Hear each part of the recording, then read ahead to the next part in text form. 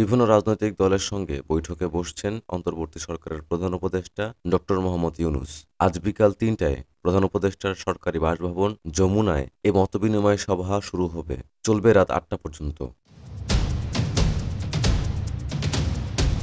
বৃহস্পতিবার ২৯ আগস্ট প্রধান উপদেষ্টার প্রেস উইং সূত্র জানায়, বর্তমান সরকারের দায়িত্ব নেয়ার পর যেসব রাজনৈতিক দলের নেতাদের সঙ্গে মতবিনিময় করেছেন, আবারও তাদের সঙ্গে মতবিনিময় করা হবে।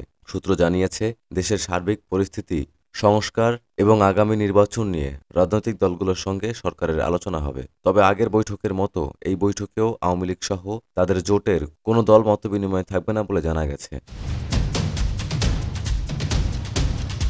এর আগে বৃহস্পতিবার ২৯ আগস্ট বিএনপির মহাসচিব মির্জা ফখরুল ইসলাম আলমগীর সহ দলটির ৩ নেতার সঙ্গে সোয়া ১ ঘণ্টার বৈঠক করেন ড. ইউনূস। এ সময় বিভিন্ন বিষয়ে আলোচনা হয়। বৈঠক শেষে মির্জা ফখরুল বলেন, প্রধান উপদেষ্টা আলোচনার জন্য ডেকেছিলেন। আমাদের প্রায় সোয়া ১ ঘণ্টার আলোচনা হয়েছে, অত্যন্ত ফলপ্রসূ আলোচনা হয়েছে। নির্বাচনের কোনো সম্ভাব্য তারিখ নিয়ে আলোচনা হয়েছে কিনা জানতে চাইলে তিনি বলেন, আমরা কোনো তারিখ নিয়ে আলোচনা করিনি, আমরা কোনো তারিখ বলব না, এটা ওনারা বলবেন।